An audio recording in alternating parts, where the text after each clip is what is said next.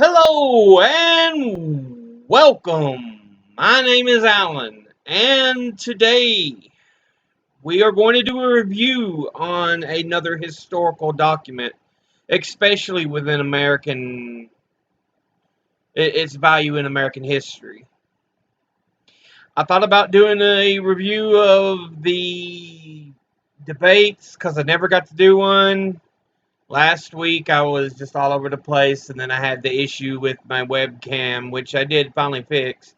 I was like, never mind the debates. At this point, they're a week old. Um, I do want to say one thing. We are having severe issues. I mentioned it in the last video with our use of guns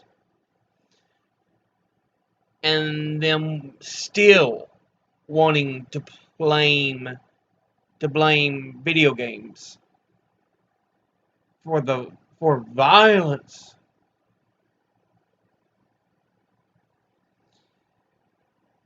There's other things going on.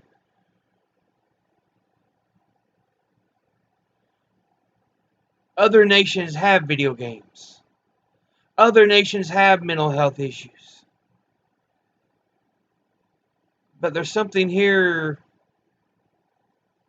going on that's causing, these mass murders, these mass shootings. And access to guns, one of the very few things we have that a lot of other nations don't. But I'm not going to say get rid of guns. We need to have better judgment on who can purchase one. But no, we mustn't get rid of guns. Because there's other things at play here too. Because usually when such situations arise, it's more than one issue. Usually it's several issues that fold in upon themselves that produce issues like this, that produce mass shooters. But I just wanted to kind of get that out of the way.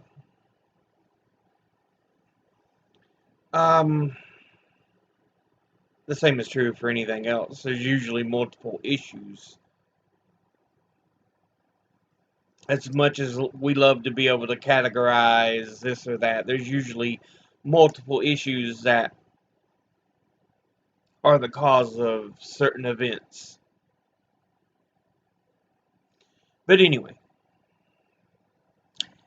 today I thought about doing the Magna Carta, which for any British viewers they will recognize instantly, which provided Parliament with far more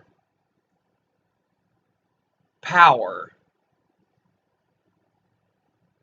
so that there wouldn't be a single power, all authority under the king.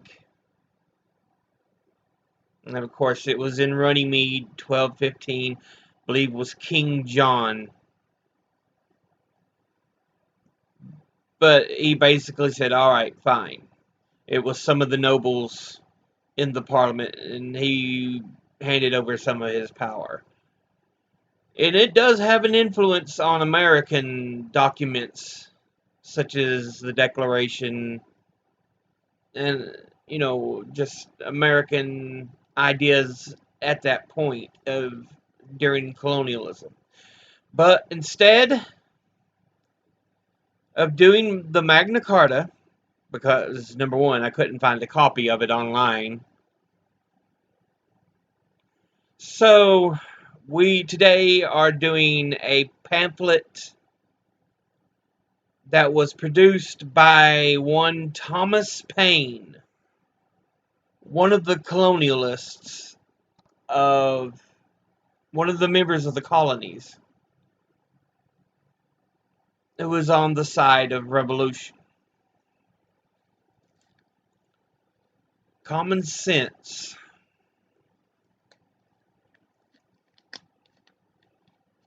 Is the name of the pamphlet. Published in 1776, Common Sense challenged the authority of the British government and the royal monarchy. The plain language that Paine uses spoke to the common people of America and was the first work to openly ask for independence in Great Britain. So likely it was before the Declaration itself. Because up to that point, up to July 4th, we didn't have a declaration.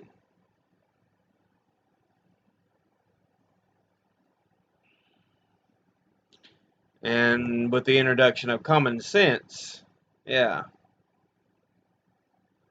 But anyway, let's go ahead and do a reading and an examination.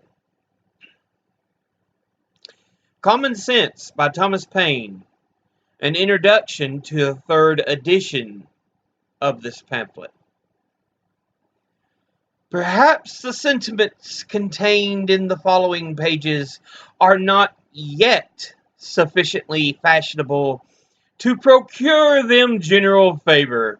A long habit of not thinking a thing wrong gives it a superficial appearance of being right, and raises at first a formidable outcry in defense of custom.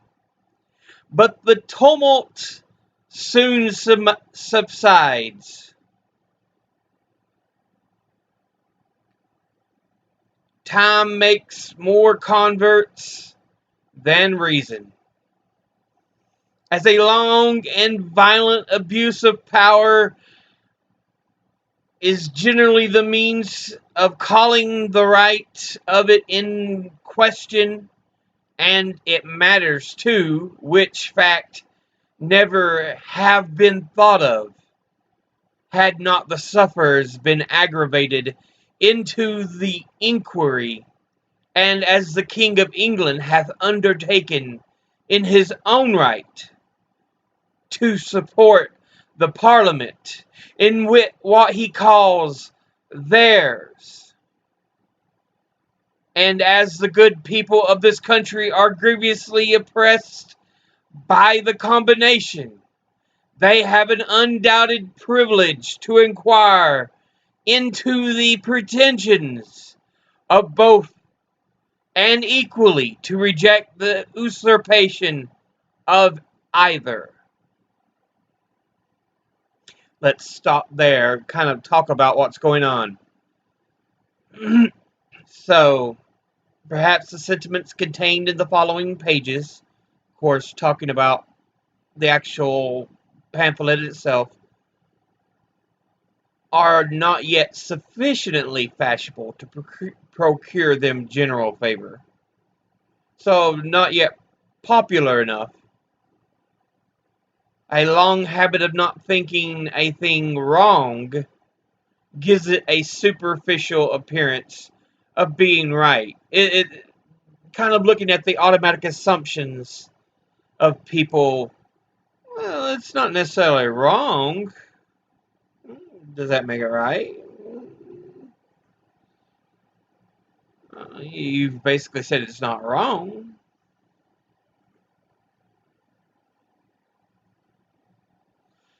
And raises at first a formidable outcry in defense of custom.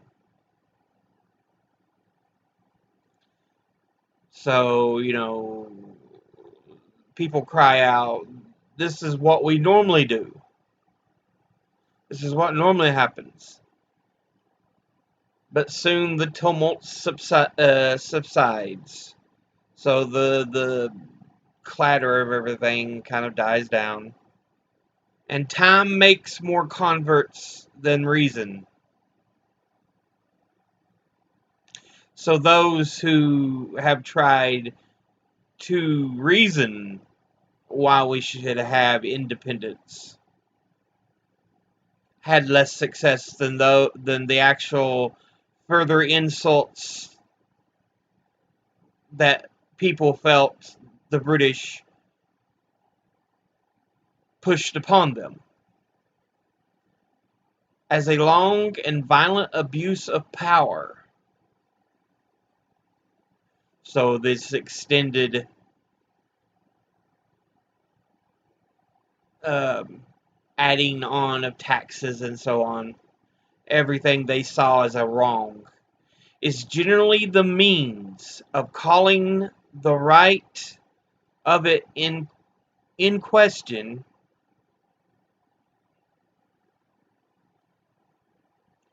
So they say, no, look at what you're doing. You're using this upon us. You're forcing taxes. You're forcing the intolerable acts. All these things upon us to show you have the power. And for what? And as the king hath undertaken in his own right. So basically the king decided, yeah, to support the parliament in what he calls theirs.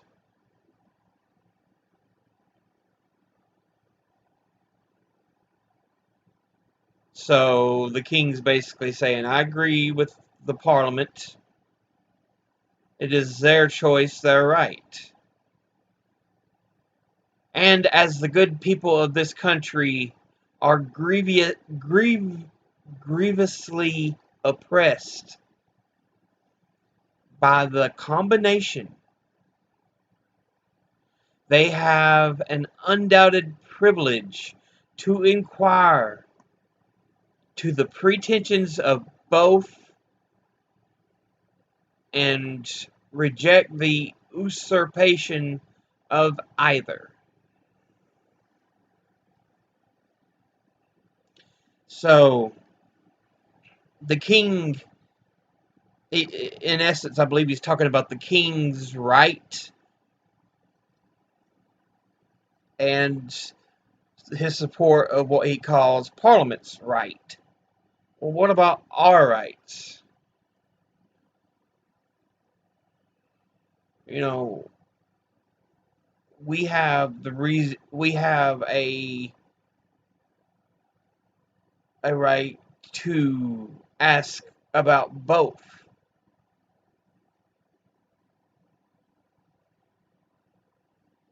So we have an undoubted privilege to inquire about the pretensions of both. And equally to reject the usurpation of either.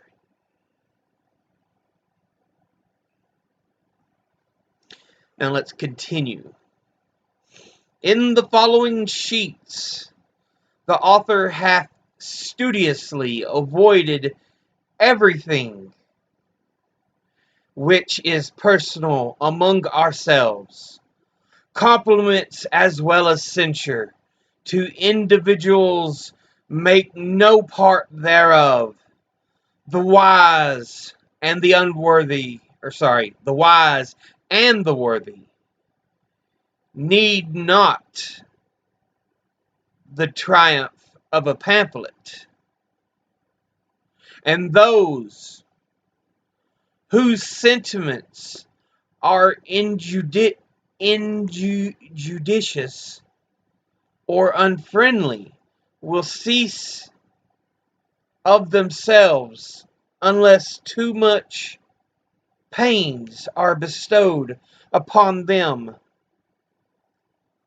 upon their conversion.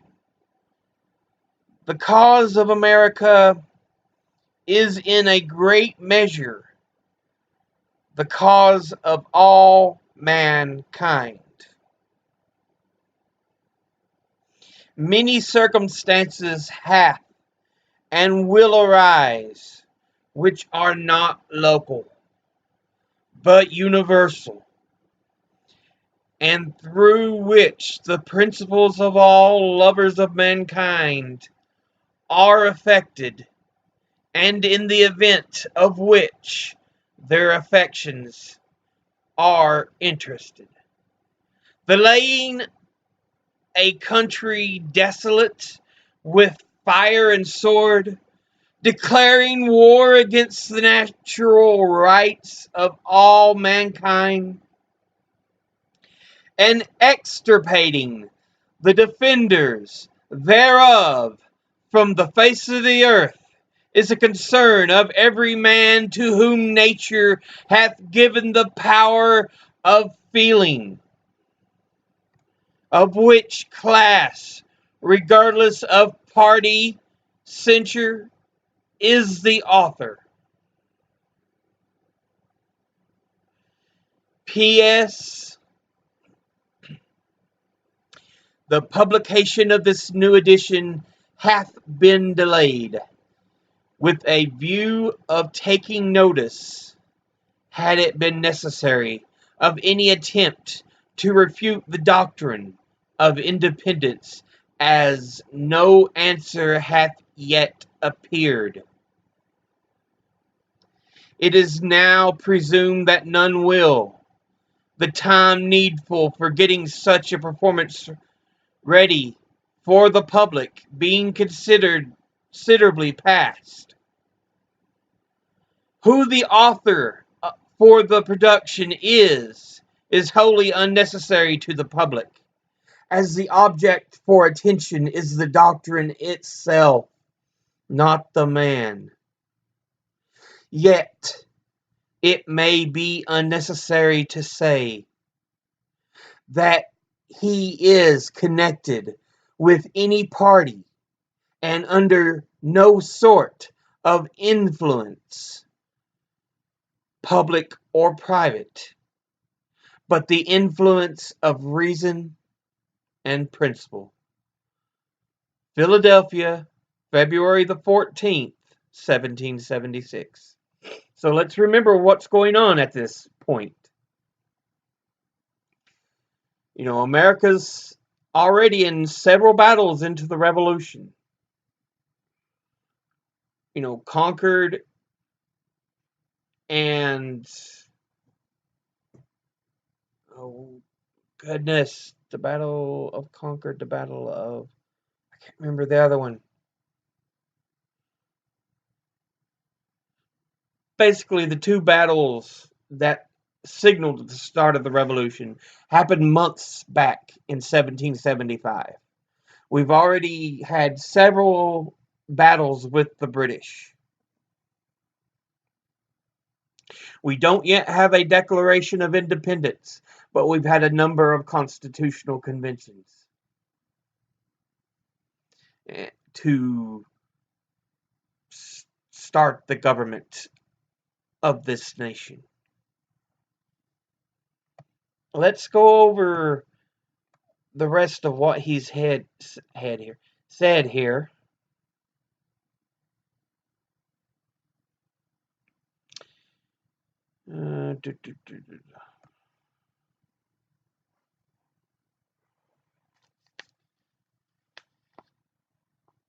So, in the following sheets, the author hath studiously avoided everything which is personal among ourselves. So he tries to avoid personal squabbles, posting them as reasons, and tries to stick to the facts.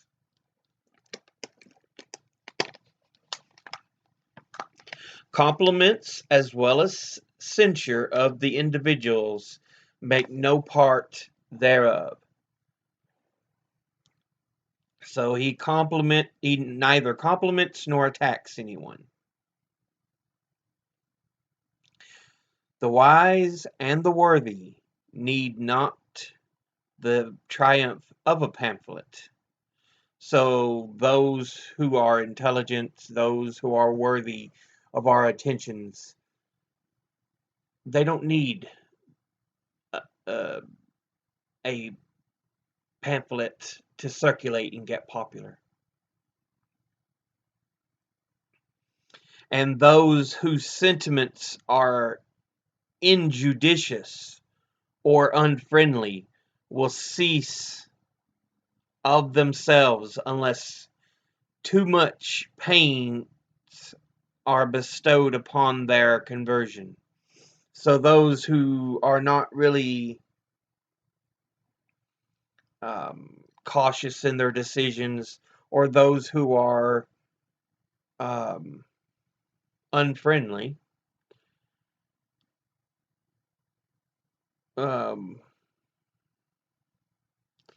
won't take too much effort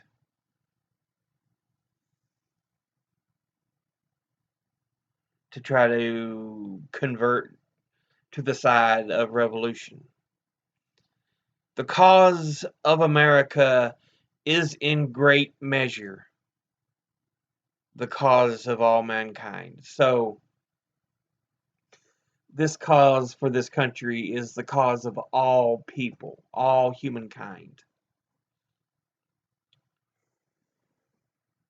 Let's see. Many circumstances hath and will arise which are not local but universal. So there's many things that have gone on and will go on that don't just concern those in a local setting, but worldwide, and through which the principles of all lovers of mankind are affected. So it'll even affect how you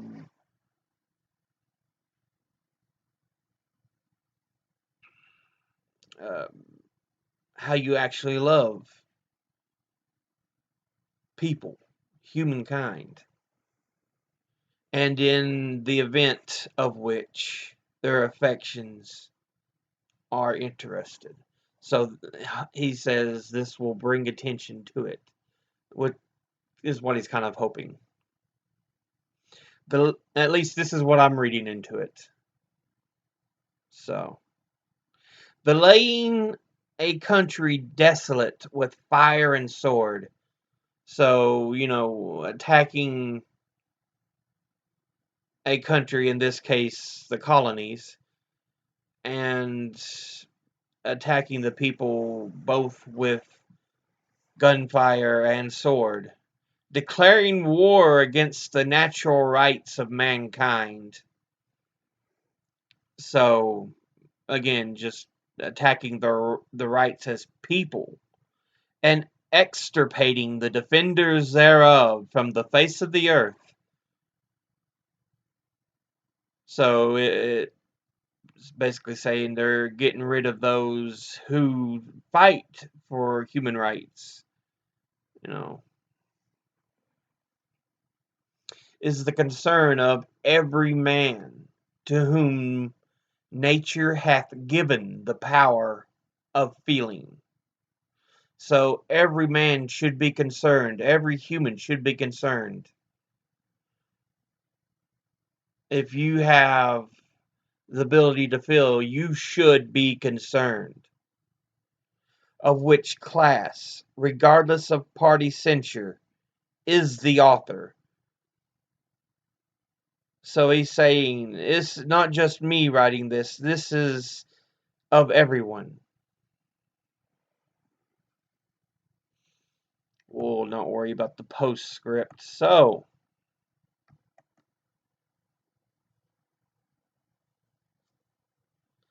let's Hit next.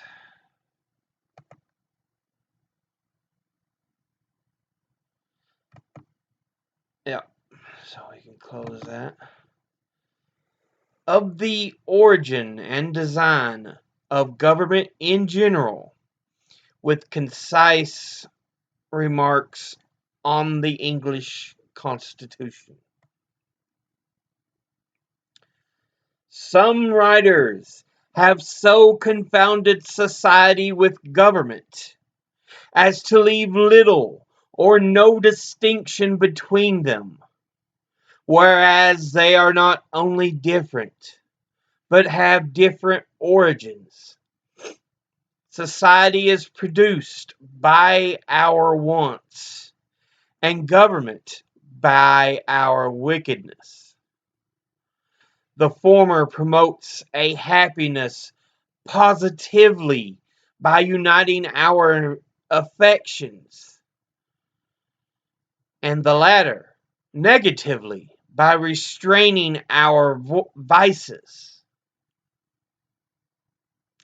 The one encourages intercourse, the other creates distinctions.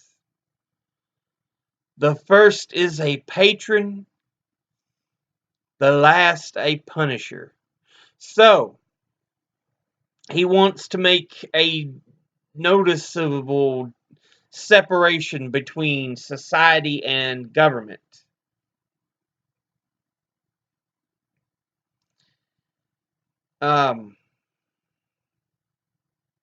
Whereas he's saying some writers have so confounded society with government as to leave little or no distinction between them.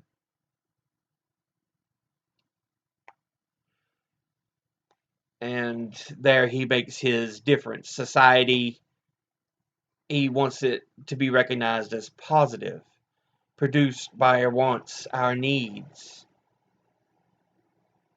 It encourages intermingling, conversation, everything. As society, people discuss with one another. They provide the goods that each other needs. When you have a town ironsmith who may make the weapons and know the people well. Hello, how are you today? Fairly well. In this kind of idea of a society does what it needs, it satisfies those needs, those wants, because the people mix together harmoniously. It provides a sense of belonging, whereas a government is there to restrain those who can't control their own vices, to hold them into place, to create, it says, to create distinctions. You're noticed as a gambler, a drunkard, a thief. The first is a patron, talking about society. The last is a punisher. It's there to punish you for your wrongs. So, society. Wait, let's continue on here. Society in every state is a blessing, but government, even in its best state, is but a necessary evil. In its worst state, an intolerable one. For when we suffer or are exposed to the same miseries by a government which we might expect in a country without government, our calamity is heightened by reflecting that we furnish the means by which we suffer. Government, like dress, is a badge of lost innocence. The palaces of kings are built upon the ruins of the bowers of paradise. For were the impulses of conscience clear, uniform, and irresistibly obeyed, man would need no other lawgiver. But that not being the case, he finds it necessary to surrender up a part of his property to furnish means for the protection of the rest. And this he is induced to do by the same prudence which in every other case advises him, out of two evils, to choose the least. Wherefore, security, being the true design and end of government, is unanswerably follows that whatever form thereof appears most likely to insure it to us, with the least expense and greatest benefit, is preferable to all others. We'll stop after that paragraph here and let's re-examine this. Society in every state is a blessing, but government, even in the best state, is but a necessary evil.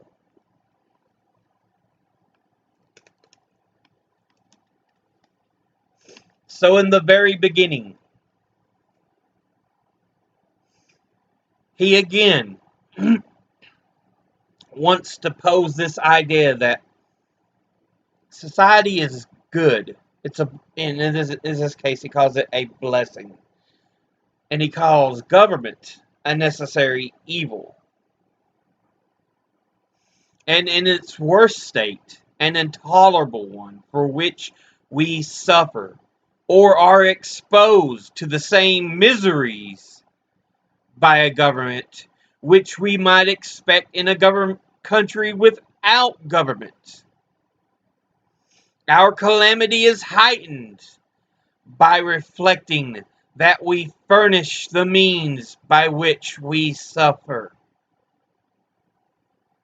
So, in the worst forms of government, they are often intolerable. For when we suffer or are exposed to the same miseries by a government, which we may expect in a country without government. So, being in a government that abuses its power is just as bad as being in a country without government, without laws.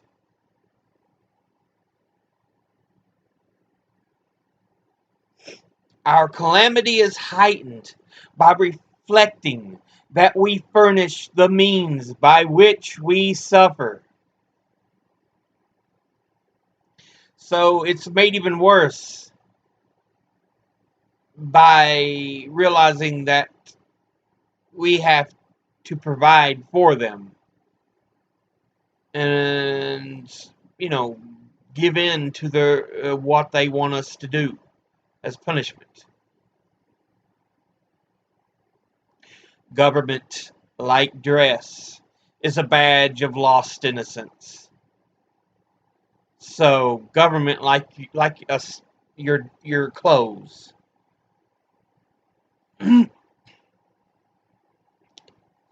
is a badge of lost innocence.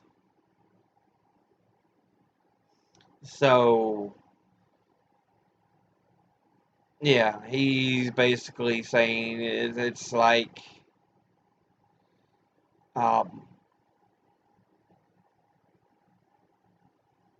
when a babe starts dressing in clothing for they're used to running around bare-bottomed. It's a loss of innocence.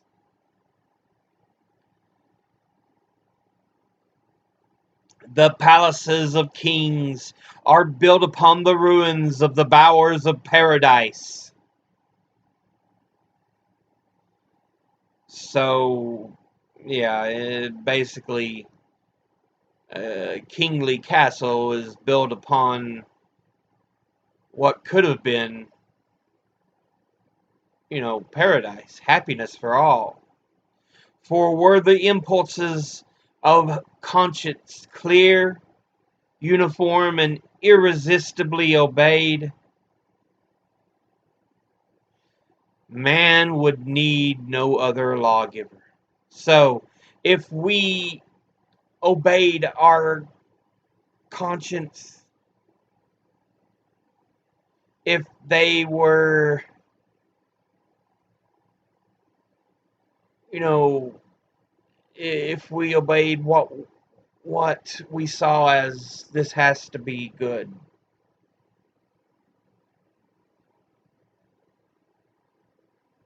and you obey them, you don't give in to temptations and other evils.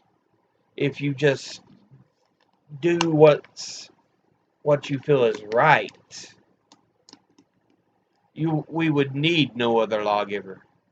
But that not being the case, he finds it necessary to surrender up a part of his property to furnish means for the protection of the rest.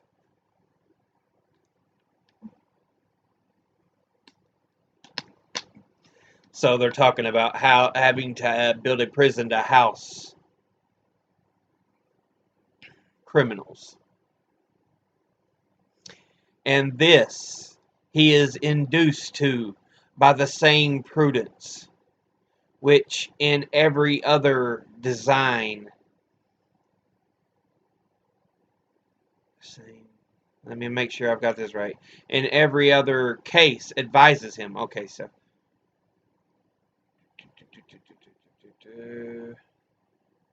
and this he is induced to by the same prudence which in every other case advises him, out of the two evils to choose the least. So,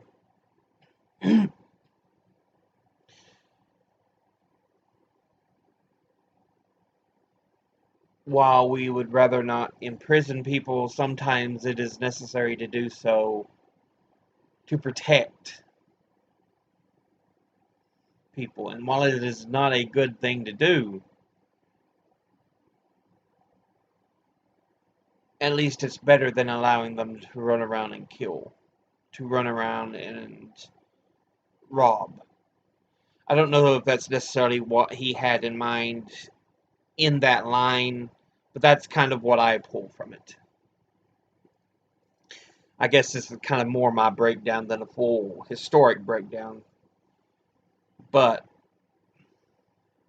wherefore, security being the true design and end of government, it unanswerably follows that whatever form thereof appears most likely to ensure it to us with the least expense and greatest benefit is preferable to all others. So, security is the full idea and end goal of government. It's a set of laws. And to have security,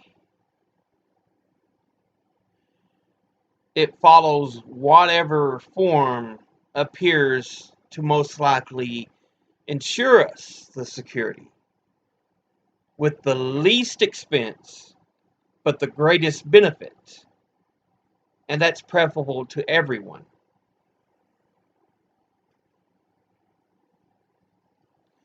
So let's head further down the pamphlet. All right, let's continue. In order to gain a clear and just idea of the design and end of government, let us suppose a small number of persons settled in some sequestered part of the earth, unconnected with the rest. They will then represent the first peopling of any country or of the world. In this state of natural liberty, society will be their first thought. 1,000 motives will excite them thereto. The strength of one man is so unequal to his wants, and his mind so unfitted for perpetual solitude, that he is soon obliged to seek assistance and relief of another, who in his turn requires the same. 4 or 5 united would be able to raise a tolerable dwelling in the midst of a wilderness, but one man might labor out the common period of life without accomplishing anything. When he had felled his timber, he could not remove it, nor erect it after it was removed. Hunger in the meantime would urge him to quit his work, and every different want would call him a different way. Disease, nay, even misfortune, would be death. For, though neither might be mortal, yet either would yet either would disable him from living, and reduce him to a state in which he might rather be said to perish than to die. So let's take a look at what Paine has said here.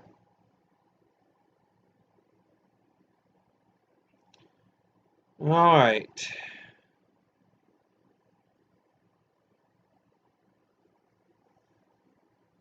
A small number of persons have settled in some sequestered part of the earth, some far off section, unconnected with the rest.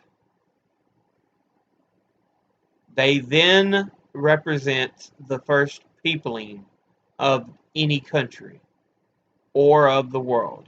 So, you've got multiple people coming to a new unoccupied land, although technically the Americas were occupied.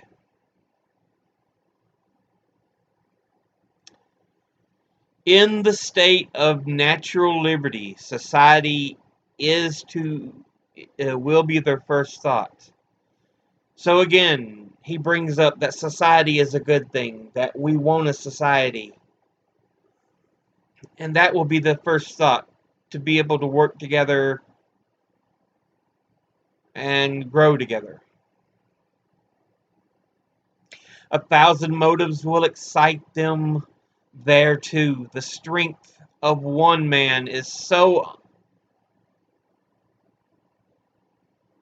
1,000 motives will excite them thereto. But the strength of just one man is so unequal to his wants, and his mind so unfitted for perpetual solitude,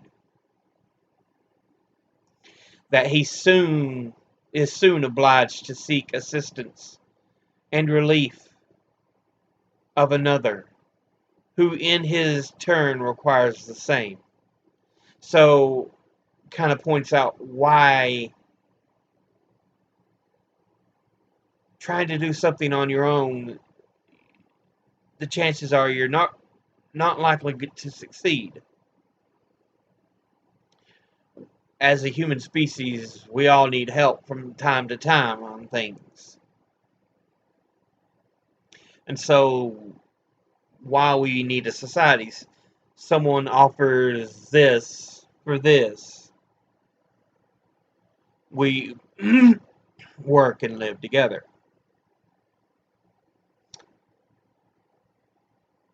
4 or 5 united would be able to raise a tolerable dwelling in the midst of a wilderness. So 4 or 5 people working together could make a living out in the wild. But one man might labor out the common period of life without accomplishing anything. So, while multiple people could do it, usually if you're working by yourself, solo, it'll take you a while. And there's a chance you might, in this particular instance, Paine wants to say you have a good possibility of laboring out a good period of time without any real accomplishments. When he had felled his timber, he could not remove it, nor erect it after it was removed. So he's wanting to point out how someone to help. As a society, we work together. We could do things. People to help move the lumber. People to help erect the lumber to build buildings. Hunger, in the meantime, would urge him to quit his work. And every different want would call him in a different way. So even when he's doing this by himself, you have other issues. You've got hunger, you've got thirst, you've got, tiredness, uh, restroom calls, sexuality calls. Things happen. And so, it's one of those things we have to give some attention to. Disease, nay, even misfortune, would be death. For, though neither might be mortal,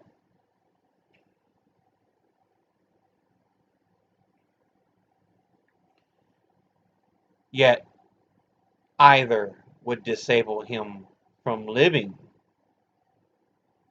So while they may not kill him,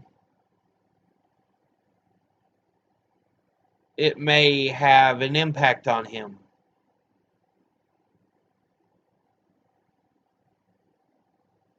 In this case, misfortune, you lose a leg, you lose a limb. Polio can take away your ability to walk.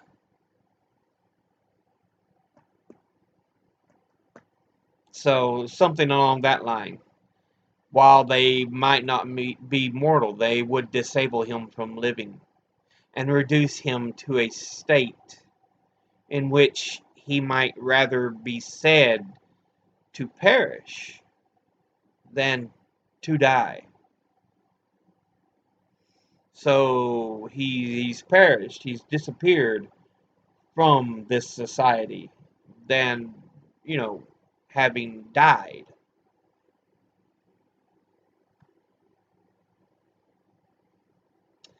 Now, let's continue on.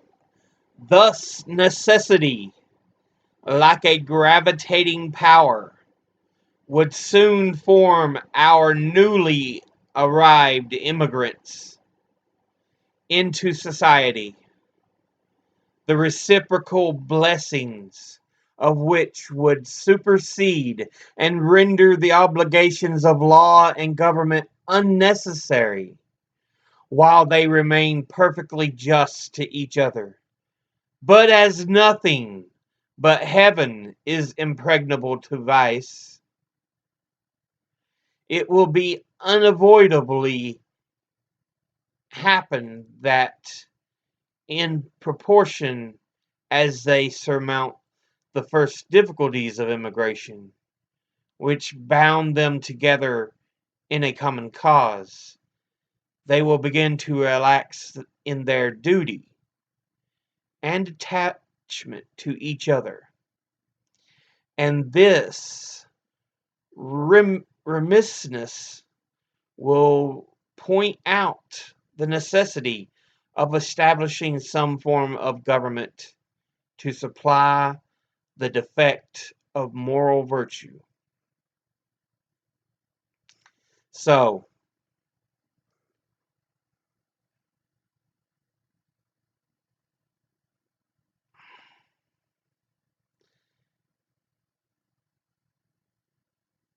the need would soon form the people who formed this society. It would provide more reciprocal blessings. The level of them would provide much more and render the obligations of law and government unnecessary, while they remained perfectly just to each other.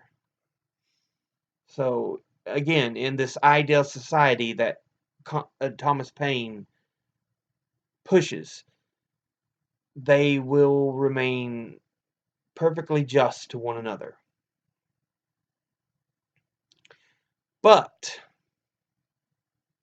as nothing but heaven is impregnable to vice, it will unavoidably happen that in proportion as they surmount the first difficulties of their immigration, which bound them together in a common cause, they will begin to relax in their duty and attachment to each other. So, seeing as, nobody's able to really avoid certain vices, alcohol, sex, thievery, murder.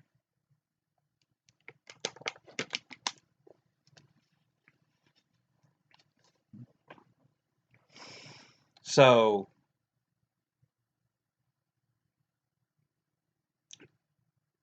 in a proportion, as they defeat the first difficulties of the immigration, as they grow as a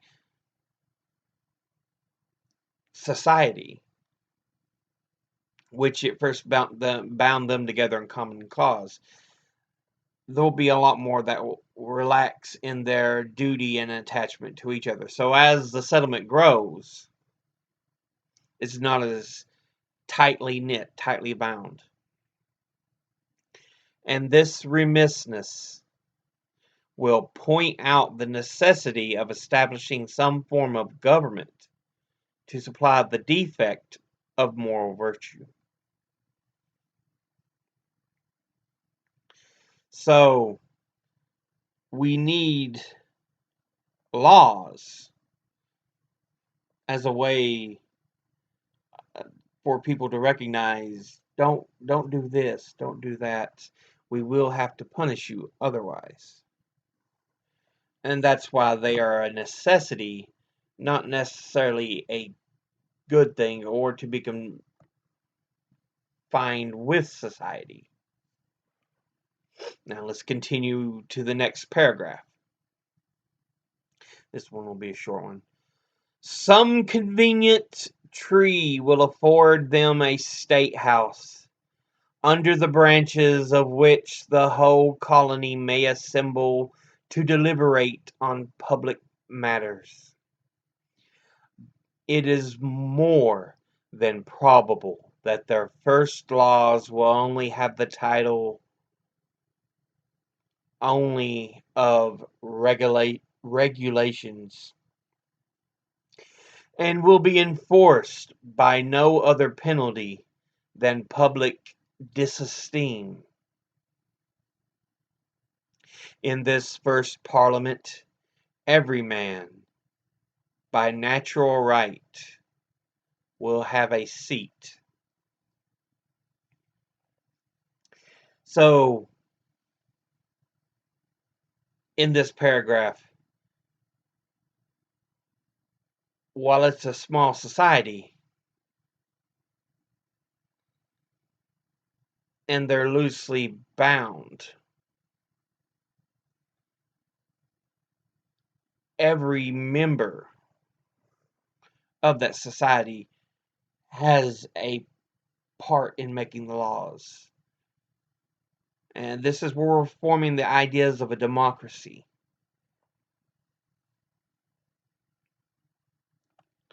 Let's look at the next paragraph.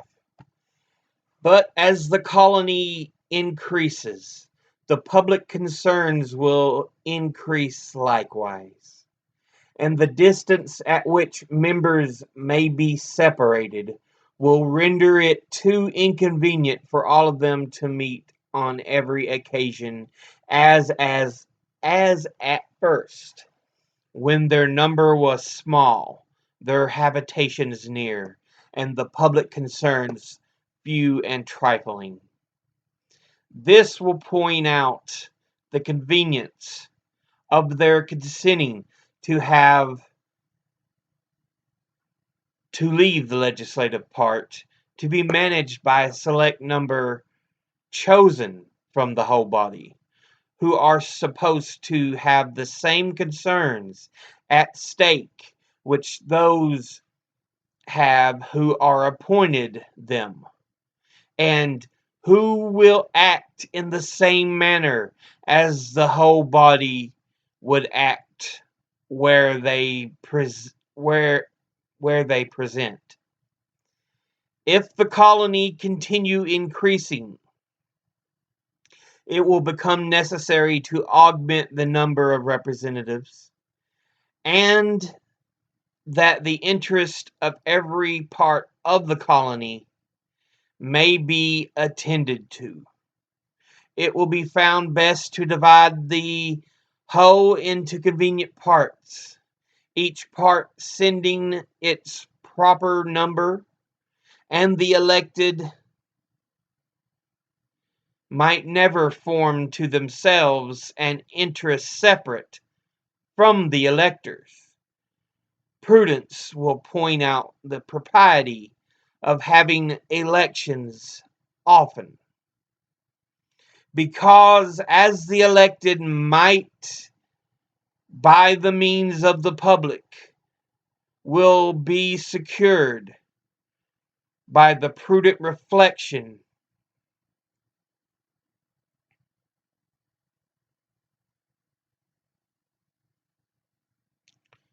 because as the elected might by that means return and mix again with the general body of the electors in a few months, their fidelity to the public will be secured by the prudent reflection of not making a rod for themselves. And as this frequent interchange will establish a common interest with every part of the community, they will mutually and naturally support each other. And on this, not on the unmeaning name of king, depends the strength of government and the happiness of the governed. Okay,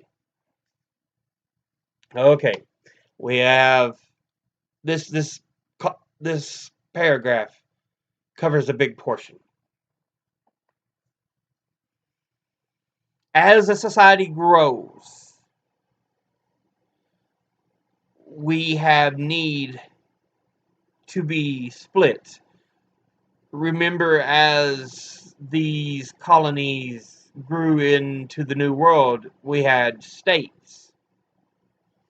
They became states. The original colonies became the 13 states of the United States.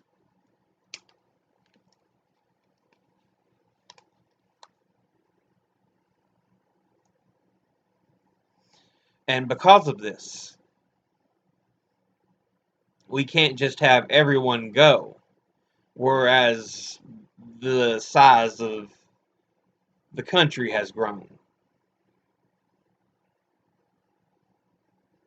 So, this is what he's saying.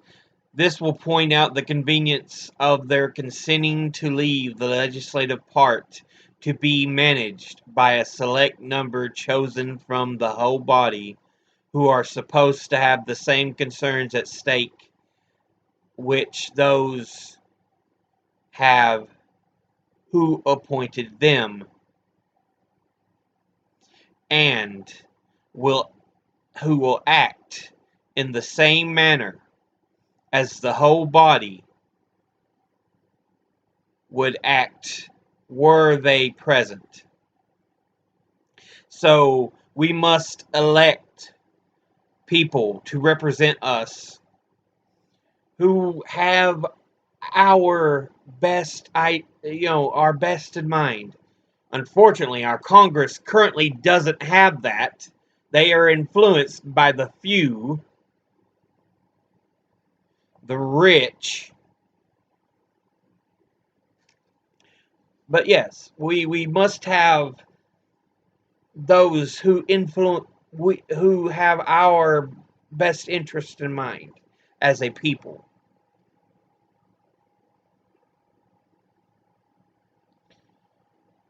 Now, the colony. If the colony continue increasing, it will be necessary to augment the number of representatives, and that will be the interest of every part of the colony will be attended to. It will be found best to divide the whole into convenient parts, each part sending its proper number. So,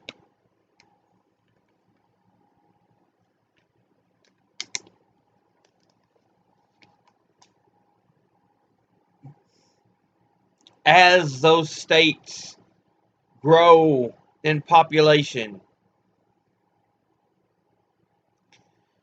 they will need to be district. Much of our ideas you can see formed in this because we have representative districts for each state.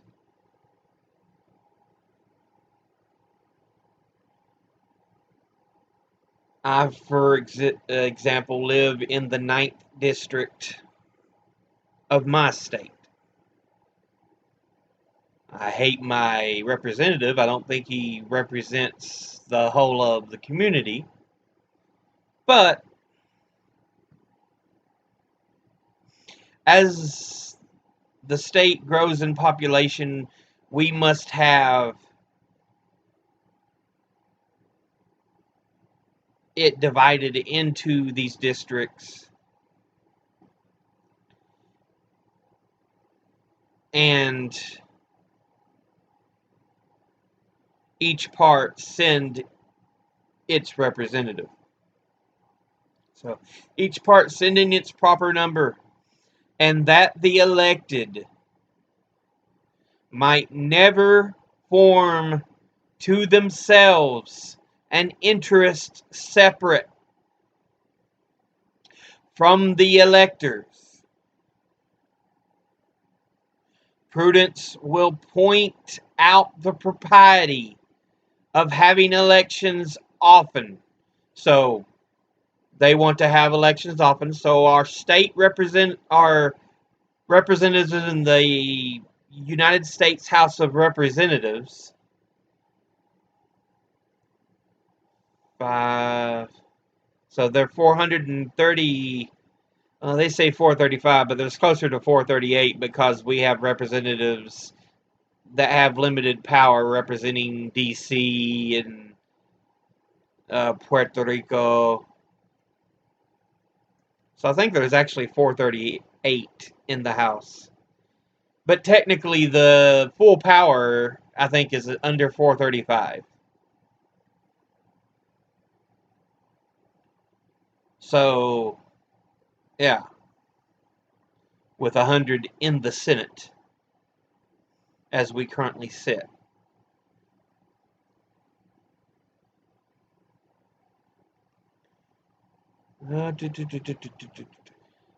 Because as the elected might by that means return and mix with the general body of the electors in a few months, their fidelity to the public will be secured by the prudent reflection of not making a rod for themselves. So, he really tries to point out, if you're going to represent the people where you're from. Represent those who elect you. Not the rich, just because they can supply you with tons of money. Represent your electors, the electorate, the voting people.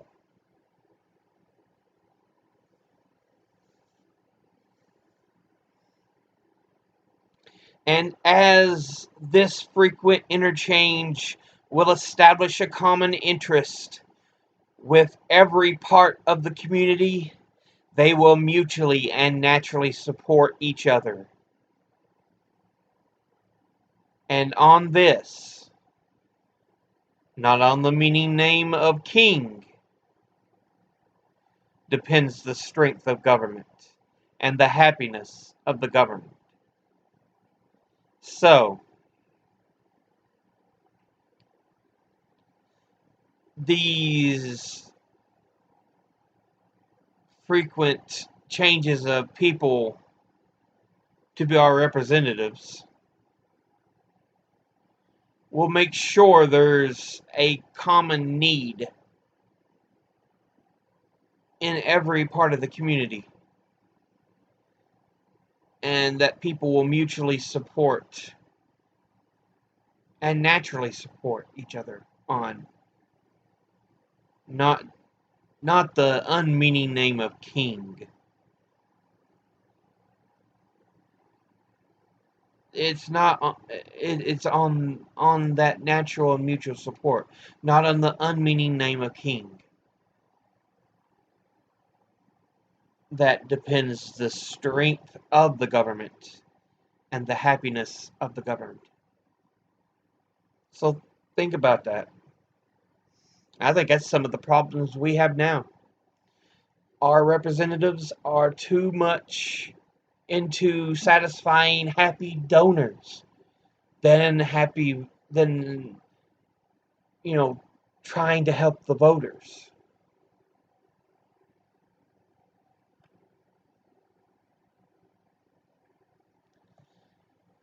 But let's continue. Here then is the origin and rise of government, namely, a mode rendered necessary by the inability of moral virtue to govern the world. Here, too, is the design and end of government, viz., freedom and security.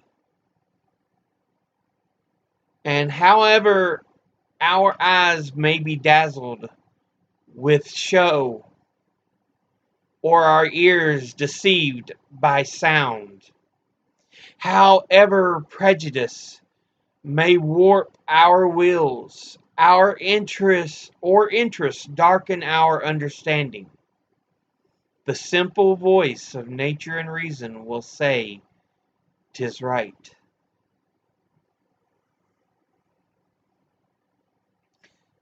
Okay, and so again, he goes back to the idea of providing security is what government is for those things that do happen in life where people give in to their vices, give in to their darker sides.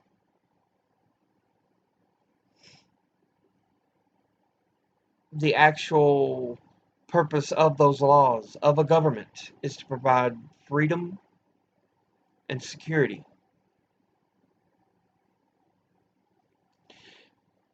And just a simple voice of nature and reason.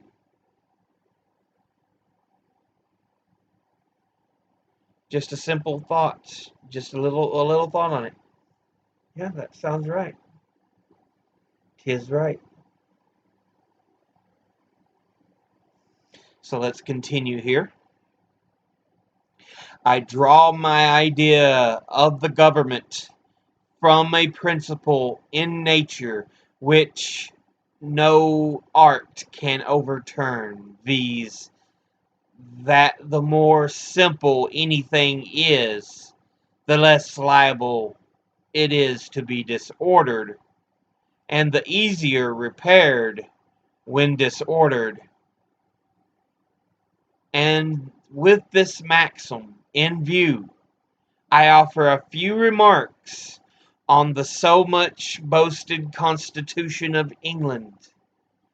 That it was noble for the dark and slavish times in which it was erected is granted. When the world was overrun with tyranny, the least remove therefrom was a glorious rescue. But that it is imperfect, subject to convulsions, and incapable of producing what it seems to promise is easily demonstrated.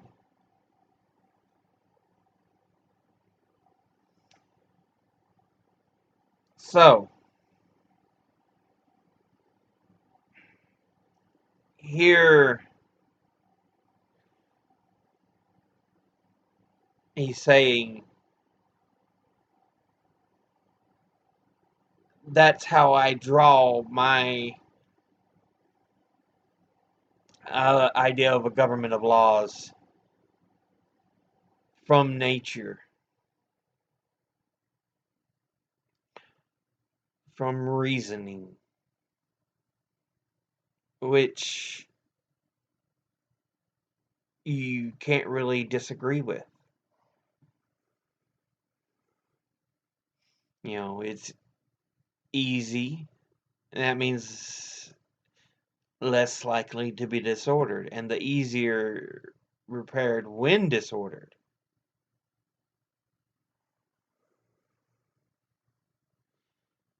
And so, with the idea, he talks about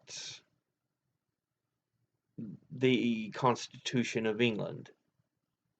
He says it has the right idea, but it has problems.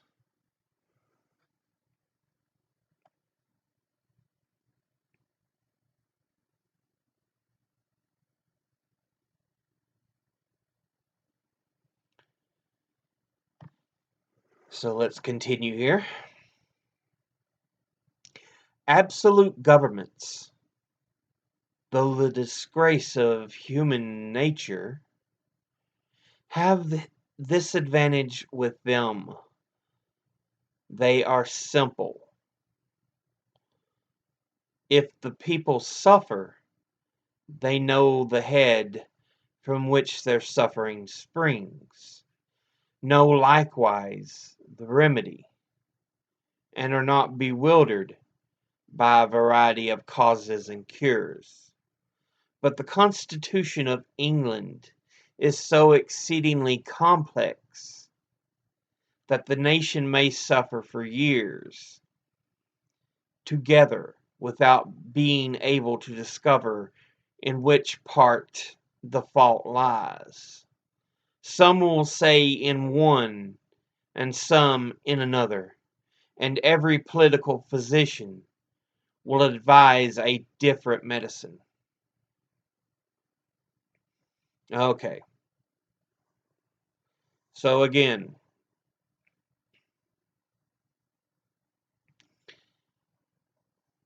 he's saying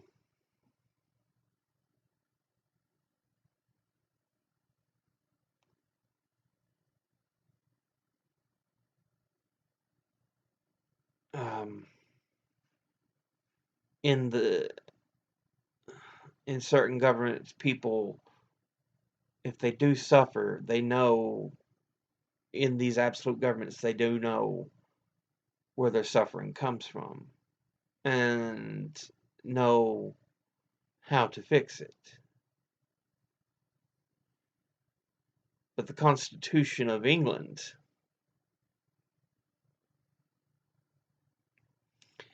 has confused much, is what Paine's saying.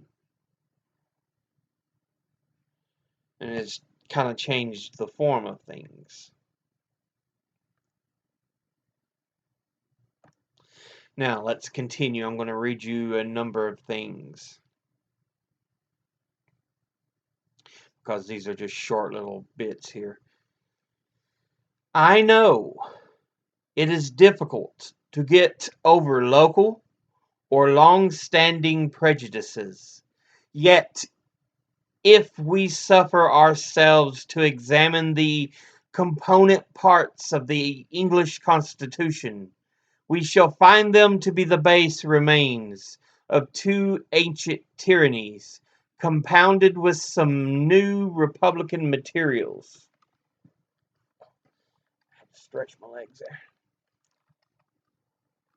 First, the remains of monarchical tyranny in the person of the king. Secondly, the remains of aristocratical tyranny in the persons of the peers. And thirdly, the new republican materials in the persons of the commons, on whose virtue depends the freedom of England. The first two, by being hereditary, are independent of the people.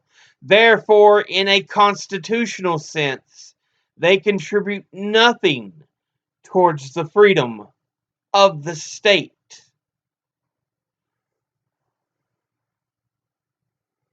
So, let's take a look at that.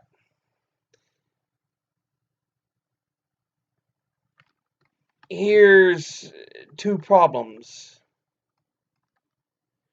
Your monarch, the monarchical tyranny, comes from the king. The aristocrats, the upper people, the aristocratical tyranny in the persons of peers.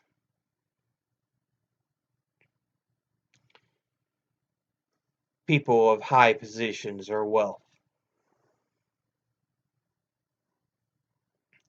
Thirdly, the people, the common people.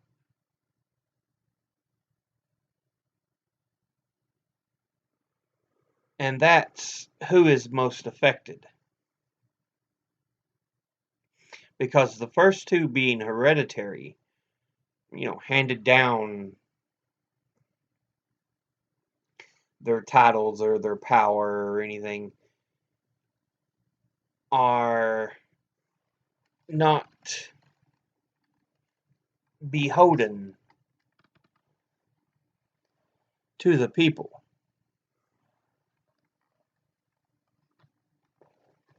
and thus contribute nothing towards a free state. To say, now I'm continuing here, to say that the Constitution of England is a union of three powers, reciprocally checking each other, is farcical. Either the words have no meaning, or they are flat contradictions. First, that the king it not to be trusted without being looked after. Or in other words, that a thirst for absolute power is the natural disease of the monarchy.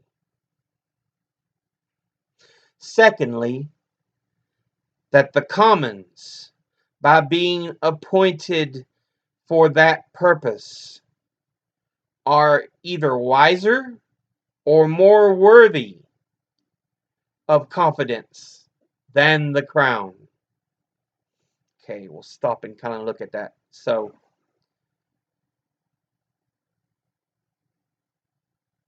the three powers can't really check themselves because the commoners don't really have the power in this instance.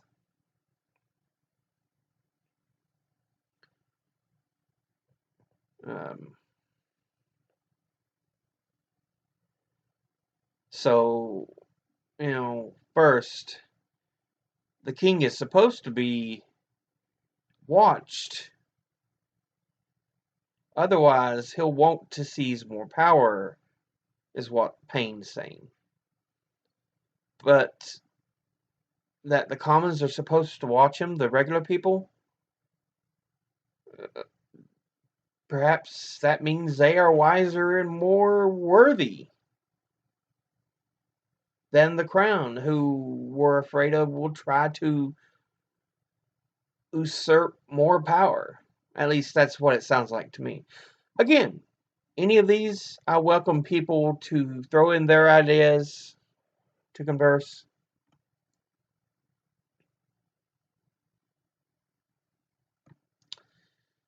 So let's continue.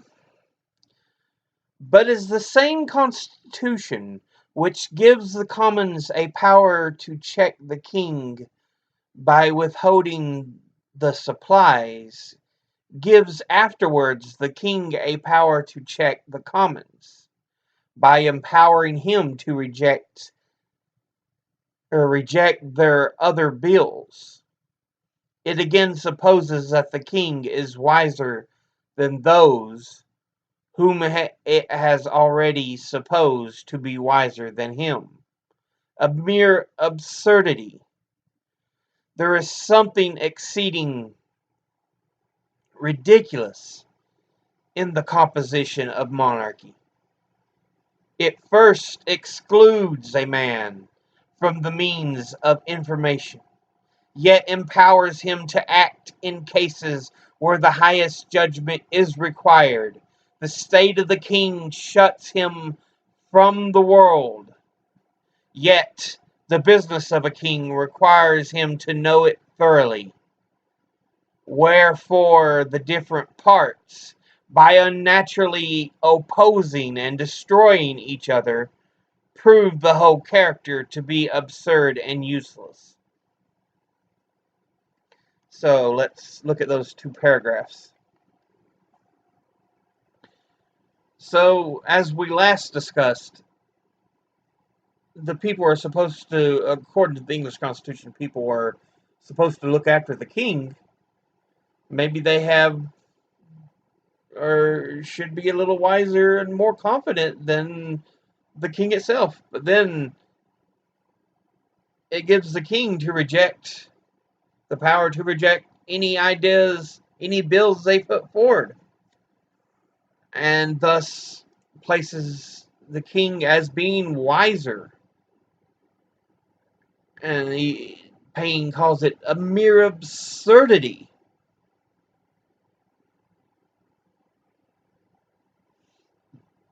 Alright. And then he goes into the idea of a monarchy. It first excludes a man from the means of information, yet empowers him to act in cases where the highest judgment is required.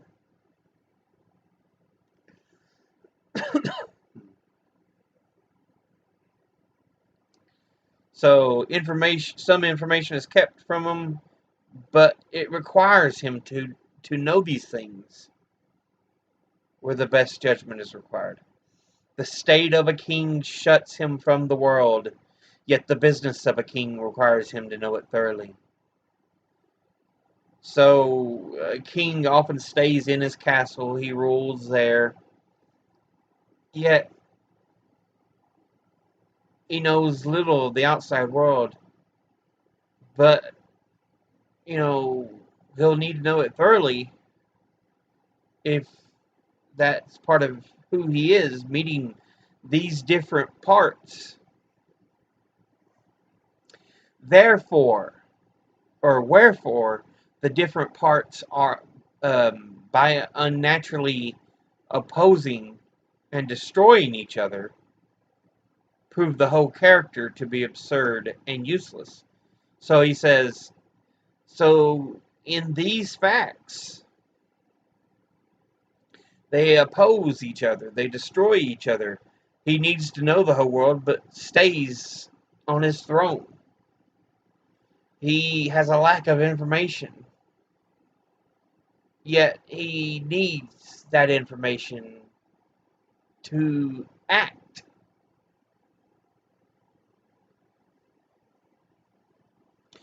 And that fact proves the whole idea of a monarchy to be absurd and useless.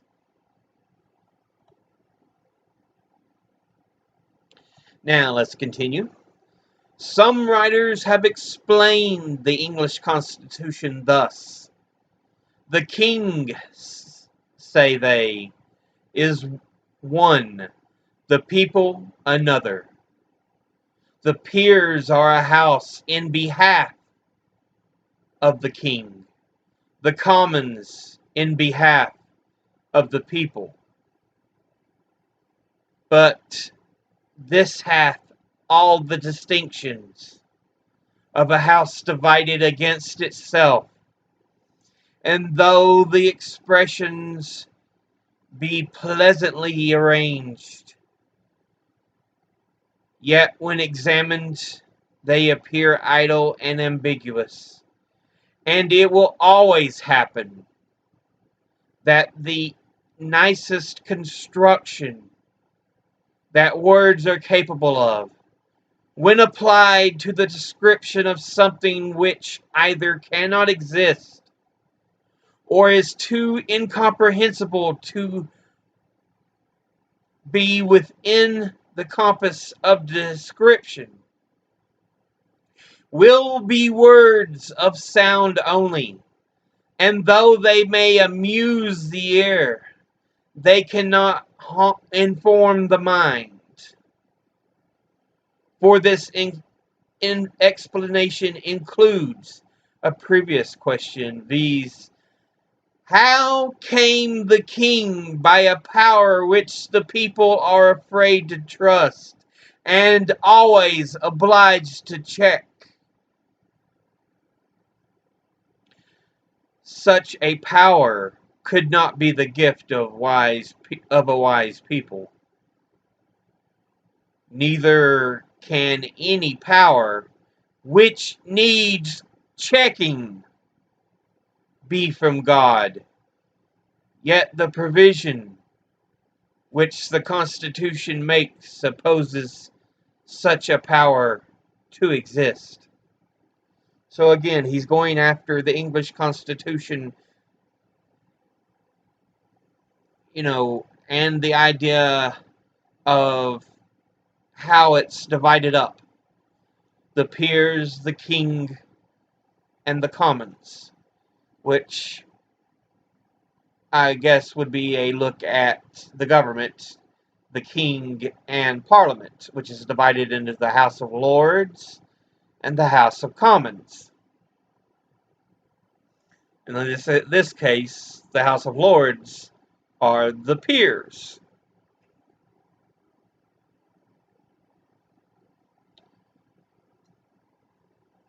So,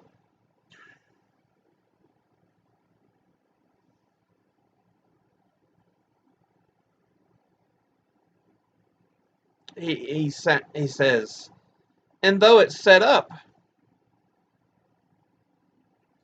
it shows all the indications that it is essentially a house divided against itself. And in this case, I believe Paine means you have the king and the peers on one side and the commons on the other.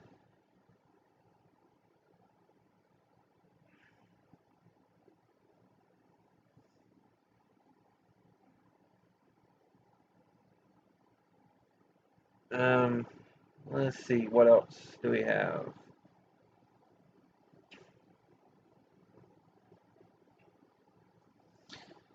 He wants to emphasize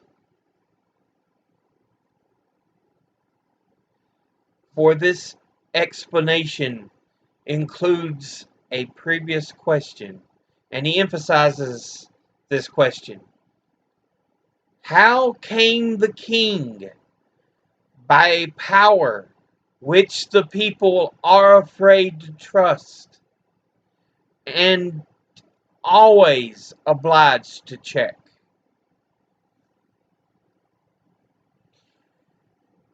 And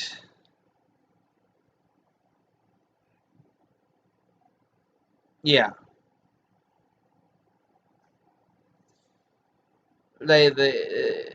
he wants to emphasize that point. How in that point for such power could not be a gift of a wise people, he argues. Neither can any power, and he once again capitalizes it, emphasizes it, which needs checking, be from God. Yet the English Constitution says it exists. And so Thomas Paine again argues that this is wrong.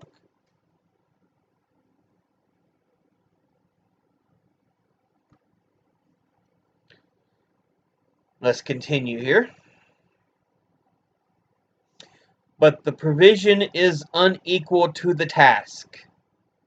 The means either cannot or will not accomplish the end, and the whole affair is a felo de se, for a greater weight will always carry up the less. And as all the wheels of a machine are put in motion by one, it only remains to know which power in the Constitution has the most weight, for that will govern, and though the others,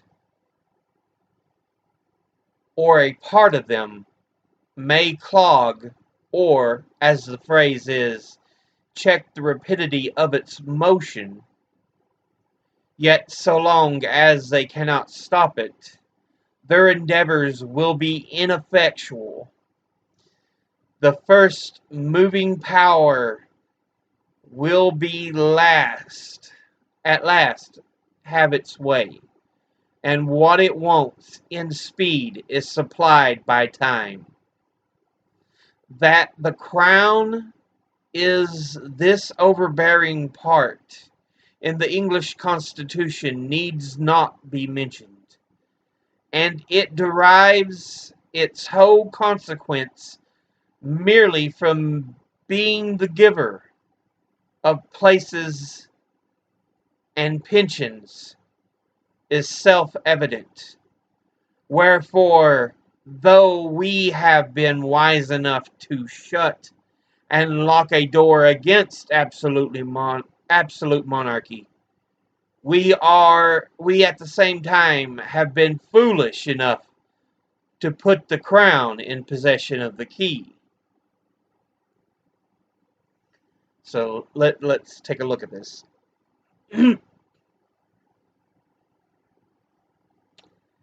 So he's saying that idea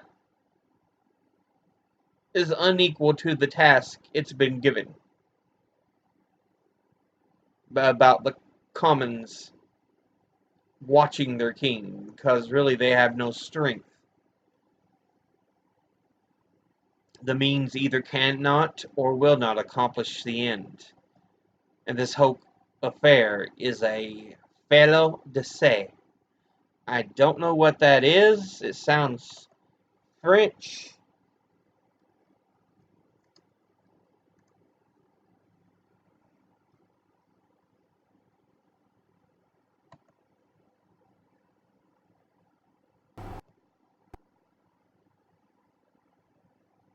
Okay. It's a Latin. Okay, that's Latin. Felo de se. And it means felon of himself in Latin.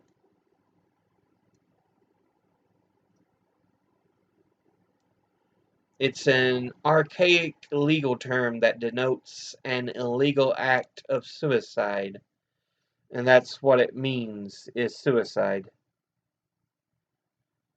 So,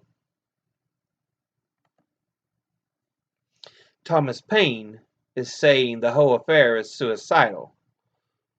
For as the greater weight will always carry up the less, and as the wheels of a machine are put in motion by one, it only remains to know which power in the Constitution has the most weight, for that will govern. So he's saying a heavier weight will always lift the lighter, and it has set the wheels of a machine in motion. And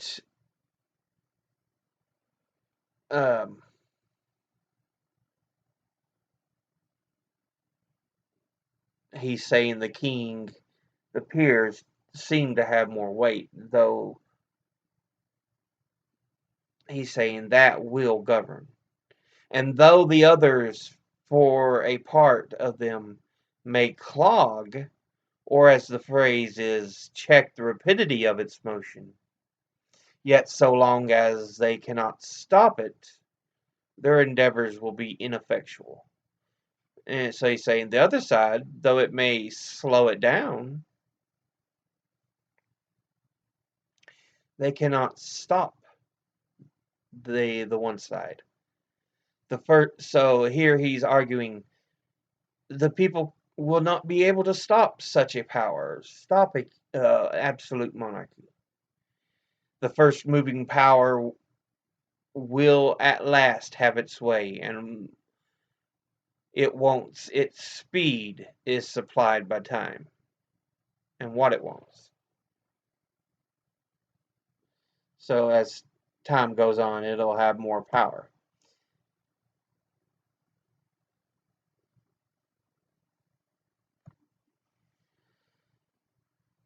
That the crown is this overbearing part in the English Constitution needs not be mentioned, and that it derives its whole consequence merely from being the giver of places and pensions is self-evident. So yeah, he's saying it doesn't really even need to be mentioned how big and powerful that crown actually is.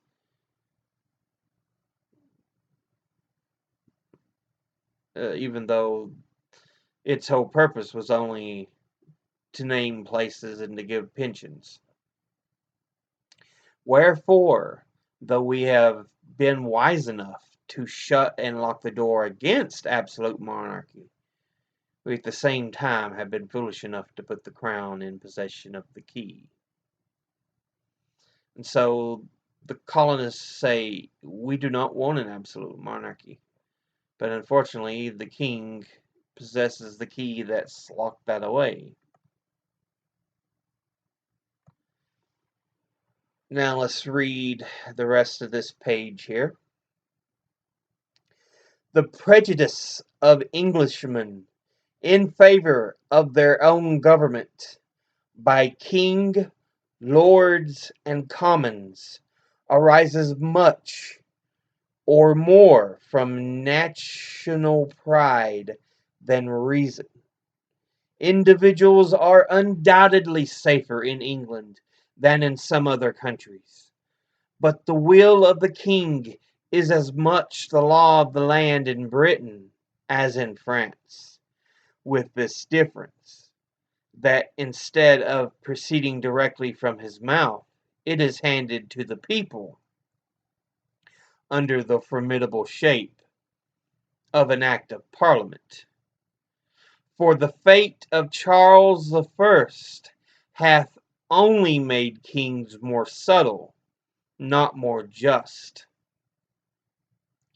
Therefore, laying aside all national pride and prejudice in favor of modern forms, the plain truth is that it is wholly owing to the Constitution of the people and not the Constitution of the government that the crown is not as oppressive in England as in Turkey. An inquiry into the constitutional errors in the English form of government is at this time highly necessary. For as we are never in a proper condition of doing justice to others, while we continue under the influence of some leading partially, so neither are we capable of doing it to ourselves, while we remain unfettered by any obstinate prejudice. And as a man who is attached to a prostitute is unfitted to choose or judge of a wife, so any repossession in favor of a rotten constitution of government would disable us from discerning a good one. So let's kind of go over that here. The prejudice of Englishmen in favor of their own government by king, lords, and commons arises as much from or more from national pride than reason. So he's saying the reason the English feel their form of government is more national pride than actual reasoning. Individuals are undoubtedly safer in England than they are in other countries. Yeah, there's more safety given to England, especially under the time of the English height of the English kingdoms. But the will of the king is as much the law of the land in Britain as in France.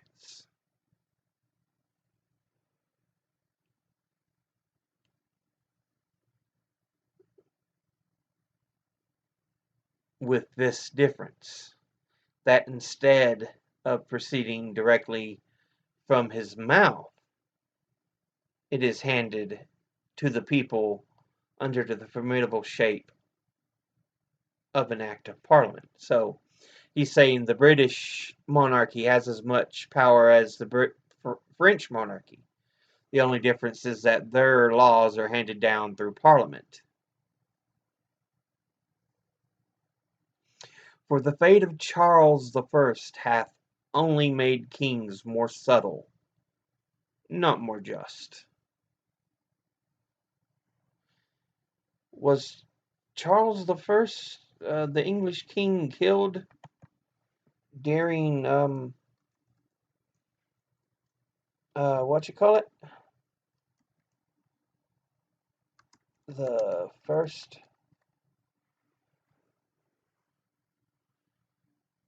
when what's his name took over?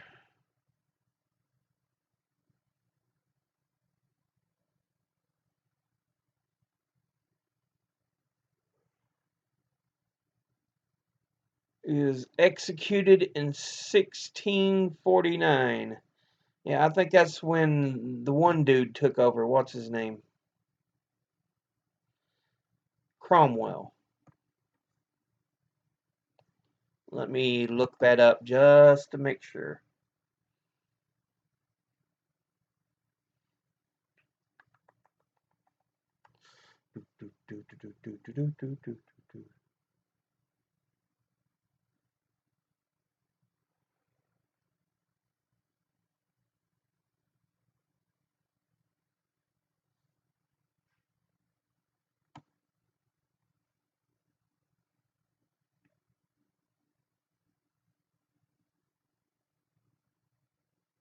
Yeah, had consolidated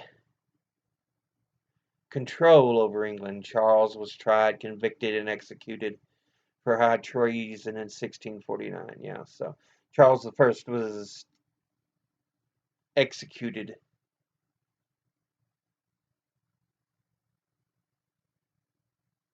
And for a moment, it went from being a monarchy to being a republic. The monarchy would be restored with Charles II. But in this case, he's referring to Charles I. And his execution did not make kings more just more subtle.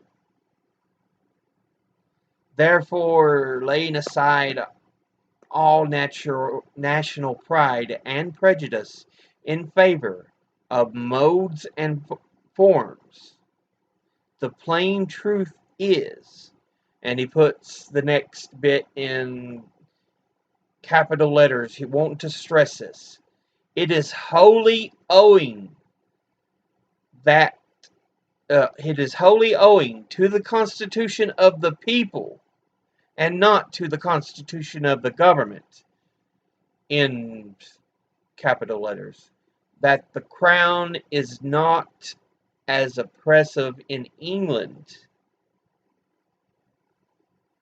as in Turkey.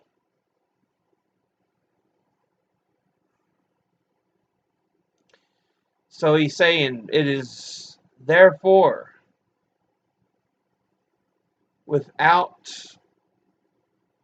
you know, in the best ways he can, without trying to let anything cloud his judgment. It is because of the people that it is not near as oppressive in England as it is in Turkey.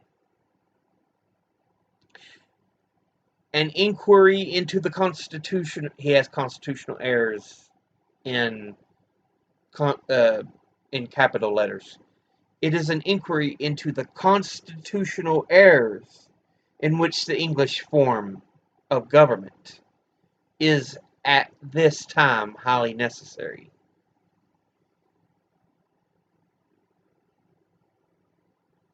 So you've got to look into the problems with the English constitutional government. For as we are never in a proper condition of doing justice to others, while we continue under the influence of some leading partiality, so neither are we capable of doing it to ourselves, while we remain fettered by any obstinate prejudice. Okay.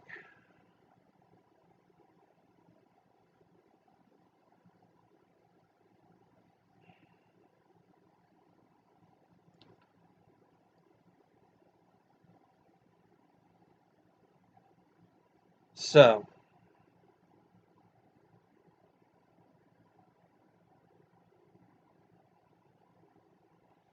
And as a man who is attached to a prostitute is unfitted to choose or judge of a wife, so any repossession of in favor of a rotten constitution of government will dissolve us from discerning a good one.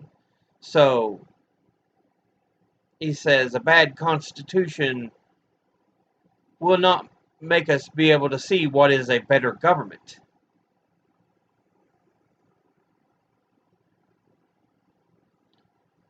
Let me see the next bit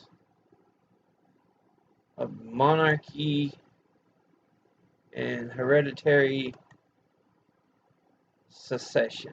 Close that out. And what I think I'll do is I will divide this up. It's already taken a while to get this recorded. I've still got to edit it. It's already 2 hours long. I'll try to complete the second half and have it up for Friday. But, as always, educate thyself, think, read, study, learn. I hope you've enjoyed this. I'll see you all again in the next video. But until then, later.